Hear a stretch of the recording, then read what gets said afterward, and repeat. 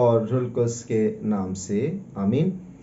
مسیح میں میرے عزیز بھائیوں اور میری عزیز بہنوں، آج ہم اس بات پر غور کریں گے کہ ہمیں عبادت کرنا کیوں ضروری ہے، عبادت کی اہمیت کیا ہے، اور عبادت سے کیوں سکون ملتا ہے، اور عبادت کرنا ہمارے لیے کیوں اتنا زیادہ لازمی ہے۔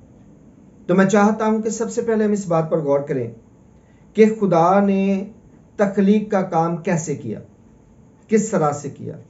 غور کریں کہ 6 دن میں خدا جو ہے انسان سمیت تمام چیزوں کو پیدا کرتا ہے، لیکن جب خدا نے زمین کو پیدا کیا تو کیا کہا کہ زمین بن جائے۔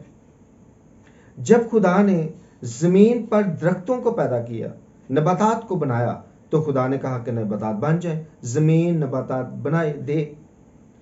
تو جب اب خدا نے سمندر کو بنایا تو پھر مچھلیوں کو بنانے کی دفعہ خدا نے کیا کہا؟ خدا نے کہا کہ سمندر میں مچھلیاں پیدا ہوں، ان کے سمندر مچھلیاں پیدا کریں۔ یہ خدا کے حکم سے سارا کچھ ہوا۔ اب ذرا غور کریں، جب خدا نے انسان کو بنایا تو خدا نے کیا کہا؟ آؤ ہم انسان کو اپنی شبیہ پر بنائیں۔ مٹی گوندی، پتلا تیار کیا، اور اس پتلے میں پھر خدا نے کیا کیا؟ زندگی کا دم پھونکا۔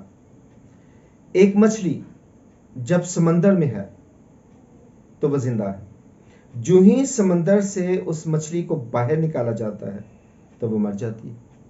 ایک درخت جو ہے وہ زمین پہ جب لگا ہوتا ہے، زمین کے اندر اس کی جڑیں جب لگی ہوتی ہیں تو وہ زندہ ہے، جو ہی زمین سے اسے اکھاڑا جاتا ہے تو ساتھ ہی وہ مر جاتا ہے۔ اس کا مطلب ہے کہ یہ جو درخت ہے اس کا جو ماخذ ہے وہ اصل میں زمین ہے، جو مچھلی ہے اس کا جو ماخذ ہے وہ اصل میں سمندر ہے، یعنی کہ سمندر اس کے جینے کی وجہ ہے، زمین درخت کے جینے کی وجہ ہے۔ تو ہم جو ہیں، ہم چونکہ خدا کے روح سے زندہ ہوئے، خدا نے زندگی کا دم پھونکا اور ہم زندہ ہوئے۔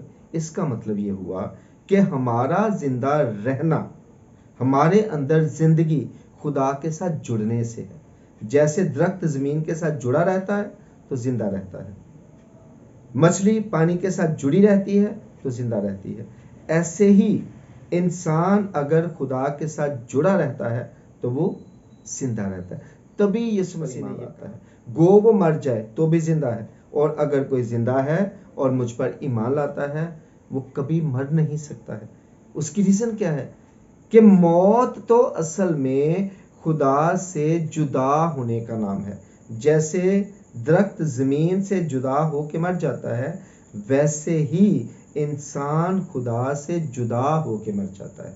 جب تک وہ خدا کے ساتھ جڑا رہتا ہے تب تک وہ نہیں مرتا۔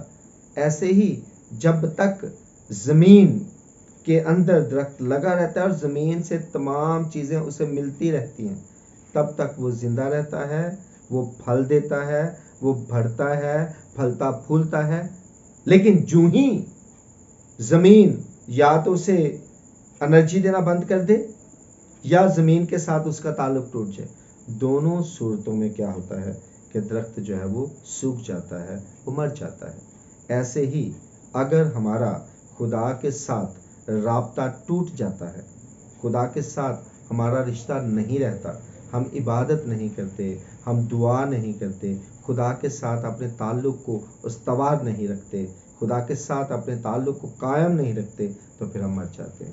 اس لیے عزیز مومنین، اگر ہم چاہتے ہیں ہم ہمیشہ کے لیے زندہ رہیں تو پھر ہمیں خدا کے ساتھ اپنے تعلق کو جوڑنے کی ضرورت ہے، خدا کے ساتھ صحیح والے تعلق میں آنے کی ضرورت ہے، تاکہ ہم نرشٹ ہوں، تاکہ ہم بڑھیں، ہم پھلیں پھولیں اور بہت سا پھل لائیں۔ اور یہی یسوع مسیح چاہتے ہیں، یہی خدا باپ ہم سے چاہتا ہے۔